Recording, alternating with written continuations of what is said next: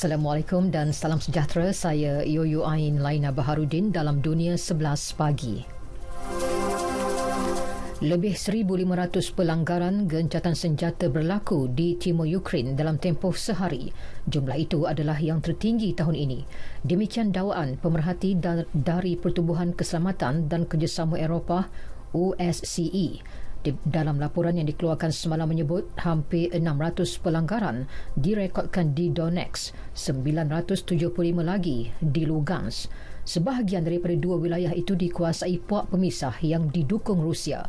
Insiden berlaku ekoran kebimbangan yang semakin meningkat mengenai kemungkinan pencerobohan Rusia di Ukraine.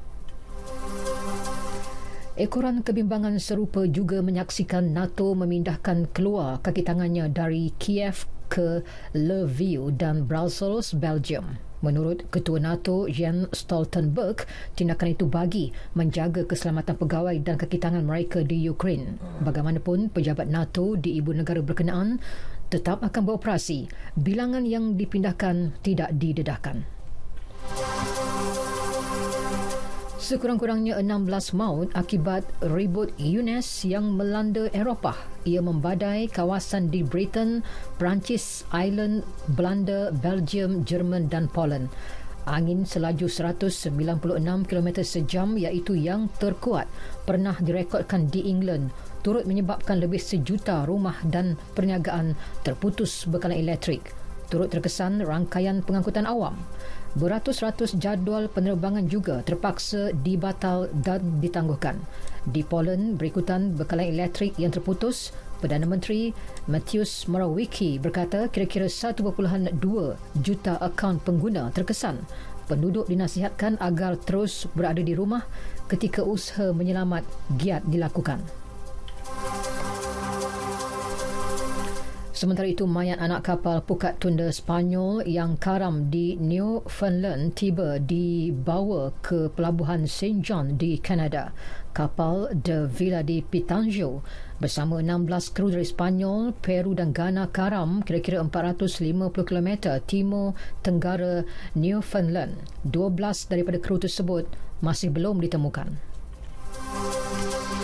Di Algeria, 7 orang disyaki militan terbunuh susulan satu operasi tentera di Timur Laut Skikda. Menurut Kementerian Pertahanan, 7 pengganas itu ditembak mati ketika pertempuran di kawasan hutan di daerah Kolo. Operasi berkenaan menyasarkan Sakibaki, kumpulan pengganas yang masih aktif menjalankan operasi sporadik terhadap pasukan keselamatan. Beralih ke sukan, Liverpool kembali dalam perebutan gelaran juara Liga Perdana Inggeris musim ini selepas menang 3-1 ke atas Norwich City. Norwich mendahului pada minit ke-48 menerusi Milot Rashica. Namun gandingan mantap Sadio Mane dan Mohamed Salah berjaya mengubah permainan. 2 gol berjaya dijaringkan hanya dalam tempoh berselang 3 minit iaitu pada minit ke-64 dan 67 permainan. Gol ketiga sumbangan Luis Diaz pada minit ke-81. Terdahulu, perebutan juara EPL kembali menarik selepas kekalahan Manchester City ke atas Tottenham Hotspur 2-3. Kegagalan di Etihad menyaksikan City kini cuma dibezakan 6 mata dengan Liverpool di tangga kedua. Dalam peranan lain, pasukan kedua tercorot Burnley memperoleh kemenangan kedua selepas menang ke atas Brighton 3-0. Arsenal menewaskan Brentford 2-1, Watford atasi Aston Villa 1-0 dan Everton tumpas kepada Southampton 0-2.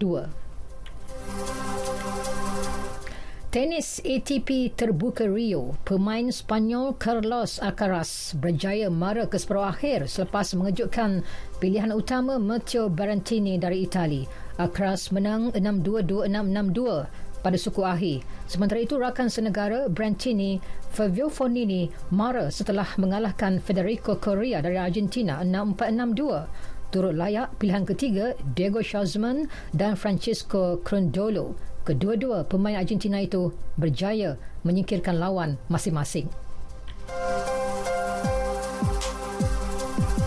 Sekian berita yang disunting oleh Zamzuri Zawawi dari Pusat Berita RTM. Assalamualaikum dan salam sejahtera.